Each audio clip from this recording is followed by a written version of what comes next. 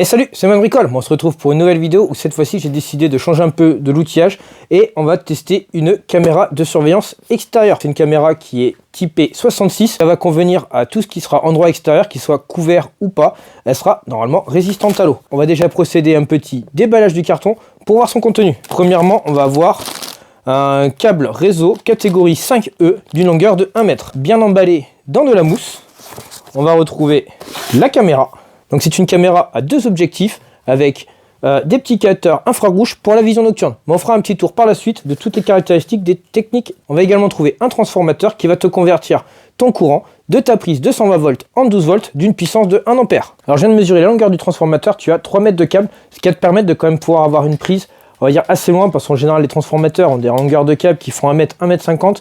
Là avec 3 mètres, tu auras quand même assez de place. Si tu n'as pas de prise à proximité, par exemple, que tu veux fixer ta caméra au milieu de ton jardin, de ton parking, sache que tu pourras venir brancher sur ce connecteur-là des petits panneaux solaires qui sont vendus séparément. Je te mettrai le lien dans la description, qui vont pouvoir te permettre d'avoir une caméra qui sera complètement autonome et qui va pouvoir, voilà. Et tu auras même un kit batterie, tout ça, enfin tout est prévu pour que tu puisses la faire fonctionner en complète autonomie au milieu de ton jardin, à condition du coup, si tu n'as pas de câble, d'avoir la connexion Wi-Fi, donc d'être à portée de ta box. Ce panneau solaire peut donc t'éviter d'avoir à tirer un câble au milieu de ton jardin, de ton parking ou de n'importe où tu iras fixer cette caméra. On va également avoir un petit sac dans lequel tu vas trouver des chevilles de fixation avec les vis qui vont avec. On va avoir également une sorte de raccord étanche. Ça va être quelque chose que tu vas venir clipser sur ton câble ici pour le câble réseau. Alors c'est une machine qui va fonctionner en Wi-Fi. Il y a les 2 petites antennes de chaque côté. Si là où tu veux l'installer, la Wi-Fi n'est pas accessible, tu pourras y tirer un câble réseau que tu pourras brancher directement dessus et envoyer jusqu'à ton switch, ta box ou n'importe quoi. Une notice d'utilisation et un guide d'installation de la machine. Donc qui te récapitule un peu, donc c'est en chinois et en anglais, qui va te récapituler à quoi sert chacun de ces câbles, comment le fixer au mur et où mettre la carte SD. Maintenant je te propose qu'on passe un peu aux caractéristiques de cette caméra. Comme tu peux voir, à l'avant elle est équipée de 2 objectifs. Tu as un capteur A qui lui est fait pour avoir une vue rapprochée avec un capteur de 8 mm. Et on a une deuxième caméra, le capteur B, qui lui est fait pour avoir un grand angle, pour avoir une vue générale de ce qui se passe chez toi, qui lui est équipé d'un objectif de 3,6 mm. Tu peux voir qu'il y a 8 petits capteurs infrarouges pour te permettre d'avoir une vision nocturne. Alors elle est donnée pour avoir une vision nocturne en couleur jusqu'à 20 mètres et en noir et blanc jusqu'à 30 mètres. Ces capteurs te permettent d'avoir une qualité d'image de 2K, équivalent à 4 mégapixels, soit une résolution de 2560 par 1440 pixels. C'est une machine qui est IP66, donc tu pourras la fixer à l'extérieur, qu'elle soit sous un endroit qui soit couvert ou carrément ouvert, au milieu d'un parking, sur un poteau, n'importe où. 2 systèmes pour le fixer, donc tu pourras venir la fixer par le dessus, sur un plafond ou contre un mur, où tu pourras également faire les deux, si cela te le permet d'avoir une meilleure fixation. Les capteurs, eux, sont complètement étanches. Un premier capteur avec un petit bouton qui va pouvoir te permettre de faire un reset de l'appareil. Il y a un deuxième connecteur pour une prise RJ45 si ta caméra, là où tu vas l'installer, ne captera pas la Wi-Fi, avec le petit bouchon qui est fourni avec. Donc tu passeras ton câble à l'intérieur, tu feras ta prise, tu n'auras plus qu'à connecter ça là-dessus. Et tu as un connecteur pour le câble d'alimentation. Donc le petit transformateur 12 volts que je t'ai montré au début de la vidéo. Sous le dessous de la caméra, tu vas trouver un petit cache qui va te permettre d'accéder à un slot SD dans lequel tu pourras venir mettre des cartes SD de 128 Go. La caméra va enregistrer continuellement, je pense qu'elle va effacer les dernières données. On verra tout ça par la suite quand on fera des essais. Et ce qui te permet d'avoir, si tu ne captes pas forcément ou si tu n'es pas toujours collé à ton téléphone, d'avoir toujours les données enregistrées sur cette carte SD et de pouvoir venir la retirer par la suite et consulter ce qui s'est passé chez toi. Sur les côtés, on a du coup 2 petites antennes pour la Wi-Fi. Donc ça sera une Wi-Fi de 2,4 ou 5 GHz. Grâce à l'application du téléphone, tu recevras des notifications car cette machine est capable de détecter spécialement des mouvements humains. avec lesquels tu pourras interagir. Cette machine est équipée d'un micro qui va te permettre d'entendre ce que vont te dire les personnes qui sont chez toi, et elle est également équipée d'un haut-parleur, ce qui fait que via l'application, lorsque tu seras loin de chez toi, tu pourras leur parler et dialoguer avec eux. On est sur une caméra qui est rotative et qui s'incline dans tous les sens. Elle a un mouvement de rotation de 355 degrés, ça veut dire qu'en gros elle va filmer partout, dans tout l'angle, sauf la partie où elle sera fixée, donc 5 degrés sur 360, faut pas se leurrer, ça fait quasiment rien, on est sur un minimum, de toute façon ça sera couvert par le poteau ou le mur où tu seras fixé, et elle peut s'incliner jusqu'à 90 degrés, c'est-à-dire pour aller vraiment tout en bas, et tu pourras contrôler tout ça depuis ton smartphone. Bien sûr, la notice que tu as a une partie en français, que tu retrouveras à partir de la page 17. Déjà, première page du manuel, tu vas trouver un QR code qui va te permettre de pouvoir installer l'application sur ton téléphone, et ensuite tu as toute une explication sur en gros comment régler la caméra, comment installer l'application, les paramétrages et tout ça. Voilà, allez, installation. Alors concernant l'installation de ta caméra, si tu veux utiliser un Wi-Fi, ce que je te conseille de faire, c'est de prendre ton téléphone déjà et de venir le mettre à l'endroit où tu vas voir mettre la caméra. Alors moi je vais essayer de l'installer par ici, afin d'avoir, tu vois, dans l'angle de la maison, donc j'ai tout le terrain qui est là, afin d'avoir une visibilité d'accès sur la porte d'entrée, mais en même temps sur une visibilité globale du jardin. Ça évitera d'avoir à faire des trous et une installation qui ne va pas fonctionner et que tu seras obligé de refaire ailleurs et de faire des trous inutilement dans la maison. Si je mets le panneau solaire, faire en sorte que le panneau solaire soit orienté plein sud afin de profiter pleinement du soleil et de charger les batteries au maximum. Sinon, je m'assure d'avoir une alimentation derrière sur laquelle je vais pouvoir venir brancher ma prise secteur. Je vais installer ma caméra juste ici, sur la partie plate. Pour passer mon câble d'alim, je vais percer un trou tout dessous. Tu vois, donc j'ai prévu une grosse mèche, diamètre 16 pour passer un bout de gaine de 16 mm dessous. Le connecteur pour le transfo passerait pile poil à l'intérieur. Si tu as un trou à faire comme ça, fais toujours une pente vers l'extérieur. Ça va éviter que les infiltrations d'eau rentrent dans ta maison. Pense à mettre un petit bout de gaine à l'intérieur du trou afin de protéger ton câble et tu pourras maçonner. Après, tu n'as plus qu'à tirer ton aiguille une fois que tu as accroché ton câble au bout, bien sûr.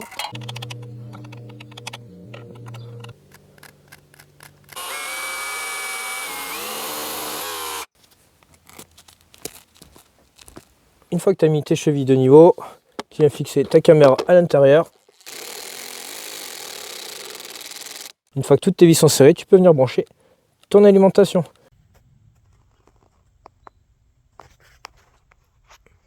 Ça y est, la caméra est en place. On va maintenant passer à la programmation. Alors pour ça, je vais te faire un enregistrement d'écran, comme ça tu pourras suivre avec moi ce qui se passe en direct. On va commencer par scanner le QR code de la dock, là, page 17, donc tu as un QR code pour Android. Tac, tu arrives directement sur Sestronic, l'application installée. Pour te connecter, donc en fait, dans les Wi-Fi, tu vas dans les paramètres Wi-Fi, tu choisis ICA-TIS-IPCM, donc tu as le numéro de ta machine. Ici, en mot de passe, tu mets 0, 1, 2, 3, 4, 5, 6, 7. Voilà, et on est connecté. Du coup, sur l'application Setronics, tu vois que la caméra est là, connectée. Donc là, j'en ai connecté directement avec le téléphone. Donc là, tu peux voir, là, ah, regarde, si je suis là, coucou, je peux faire ça. Donc, tu vois que c'est un peu le wide dans le jardin, tu vois. Donc, on va sortir de là. De là, on va pouvoir faire tous les paramètres. Donc, réglage au réseau Wi-Fi. Donc là, on va mettre oui. On va choisir la box. De là, je vais te mettre mon mot de passe. Si ça a planté. Ah, ça y est, caméra en ligne. Donc, on va retourner dans les paramètres. Réglage du Wi-Fi. Tac. Donc, ça, on est connecté. Donc, maintenant, ce que je vais faire, je vais repasser sur ma box. Voilà, connexion à My Life Box. Je vais reprendre l'application Setronics. Et là, on va regarder la caméra. Donc, tu vois qu'on est connecté. Bon, voilà. Donc, du coup, ce que je te propose maintenant, c'est qu'on fasse un petit tour de la caméra et de ses options. Alors, là, tu vois, je te mets une petite image de la caméra. Donc, on est déjà passé en vision nocturne. Je suis approximativement à 20 mètres de la caméra. Et tu verras dessus, je te ferai une petite photo. Donc, tu vois, on change. Là, on est vraiment à la temps-lueur. En fait, on est vraiment au moment où on est au passage entre le captage du jour et de la nuit. Alors, tu vois, la caméra passe en gris blanc. Avec la petite ampoule qui est juste en haut, tu vois, tu pourras basculer du mode normal au mode couleur si tu veux. En fait, ça va t'allumer des petits spots et ça va te procurer d'avoir une image de nuit. J'étais à une vingtaine de mètres et là, je suis avec l'objectif, tu vois, celui qui a un angle de 8 mm et qui te permet d'avoir une vue rapprochée. Si tu appuies sur le bouton en bas, la sorte de carré avec un petit point, tu pourras changer la vue. Et là, on va avoir la vue grand angle, une vue générale, globale de mon jardin et de voir à peu près tout ce qui s'y passe. Si tu prends tes deux doigts et que tu zoomes dessus, tu peux zoomer sur un point spécifique. Tu vois, donc là, à 20 mètres, on arriverait presque à me reconnaître. Tu vois que si je me mets à bouger, petit carré lorsque cette caméra reconnaît les formes humanoïdes. Alors quand tu le connectes sur l'application avec ton téléphone, tu reçois une notification aussitôt pour te dire qu'il y a quelqu'un chez toi. Tu pourras générer du coup des alarmes et tu pourras aussi créer des alertes, c'est-à-dire que ta caméra va faire du son, donc soit le bruit d'une sirène, un chien qui aboie ou un bruit que tu auras enregistré dedans au préalable. Tu pourras lui faire 355 degrés, donc tu vas avoir une vue globale de ce qui se passe tout autour de la caméra. Donc là, tu vois, on est parti chez le voisin et on a fait tout le tour. Maintenant, on va revenir. Alors moi, je ne l'ai pas activé parce que je souhaite juste avoir une vue globale de mon jardin. Mais tu peux activer le suivi de mouvement, c'est-à-dire que quand la personne va bouger dans ton jardin, ça va la suivre et l'accompagner dans le mouvement. Maintenant, donc, je te propose qu'on fasse un petit tour des réglages du caméra. Donc en fait, si tu appuies sur la petite roue crantée à la fin, tu arrives au réglage de ta caméra. Donc là, tu auras un premier menu pour modifier ton mot de passe. Ensuite, tu pourras faire des réglages d'alarme. Donc en fait, la sensibilité de détection, le détection de mouvement, c'est là où tu verras en fait que tu vas recevoir des alarmes si ça détecte un mouvement. Ça va te détecter des formes humanoïdes. C'est-à-dire que ton chat qui va passer, moi j'ai un chat, je ne reçois pas d'alarme pour mon chat qui passe.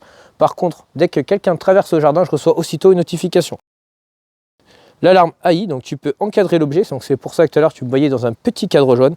On peut ajuster la sensibilité, action avec alarme, donc c'est là où tu vois, tu pourras mettre une alarme sonore par exemple. Donc tu pourras choisir entre une sirène, des chiens. Tu pourras faire tout enregistrer sur une carte SD. Regarde. Moi j'ai décidé de ne pas l'activer parce que c'est pas le but, c'est pas ça qui va effrayer quelqu'un, tu vois. On continue, tu as des réglages de période d'alarme. Donc soit tu fais une configuration facile ou une paramètre avancé, ce qui va pouvoir te permettre en fait d'éviter de recevoir tes notifications. Par exemple, si tu es chez toi le dimanche, que tu rentres, que tu sors de la maison, d'éviter d'avoir des notifications à répétition. Je t'avoue que moi j'étais là l'autre jour, j'en ai eu 15 en une demi-heure. Le téléphone il fait que sonner, donc ça peut être intéressant. Dans quel cas, tu n'as pas envie d'être embêté quand tu es chez toi. Ça te permet de programmer des plages horaires, par exemple, quand tu sais que tu es au travail la journée, enfin tout ça, et de le désactiver le soir quand tu es à la maison. On a l'enregistrement des programmes. Donc en fait, c'est là où tu vas décider de la durée. Tes fichiers vont s'enregistrer sur la carte SD sur une certaine longueur. Donc tu pourras programmer cette longueur de 15 à 900 secondes. Donc 900 secondes, ça va te faire des fichiers de 15 minutes de vidéo. Tu verras ça après par la suite quand on va arriver dans les archives vidéo. Tu as les réglages vidéo, les réglages audio, pardon, je me suis trompé, avec l'entrée de microphone, parce qu'en fait tu peux parler avec ton téléphone à la personne. Tu as aussi le réglage vidéo, donc où tu décides voilà, la qualité de la vidéo, la fréquence de trame, la qualité d'image. Ensuite le réseau Wi-Fi, donc c'est là où tu fais tes paramètres par rapport à Wi-Fi. Les réglages de la carte SD, donc moi j'ai mis une carte SD de 128 Go dedans, donc tu peux régler l'heure bien sûr de la machine. Réglage d'email, donc c'est là où je dis j'ai essayé de le programmer, j'ai fait un test et test échoué, j'ai pas compris comment ça marchait.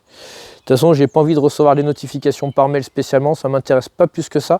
Moi, ce qui m'intéresse, c'est surtout de recevoir les notifications sur mon téléphone directement. Les réglages du système qui vont te permettre de redémarrer la caméra, la réinitialiser, de éventuellement la mettre à jour. Et tu as des informations sur l'appareil. Donc voilà, numéro de série, numéro d'adresse IP, blabla, enfin plein de trucs. Là, on était dans l'onglet en bas, tu vois, caméra. Tu as l'onglet images, donc c'est les photos qui ont été prises. Donc moi, je ne prends pas de photos avec. Et tu as les vidéos. Donc là, tu choisis ta caméra. Quand c'est écrit en bleu enregistrement programme, ça veut dire que la caméra filme en continu, qu'il ne se passe rien de spécial. Par contre, lorsque quelqu'un est passé et que la caméra a détecté une présence, tu vas marquer en rouge enregistrement. Les 6 dernières heures d'enregistrement. Si tu cliques sur la petite loupe en haut, tu vas pouvoir par exemple régler une semaine.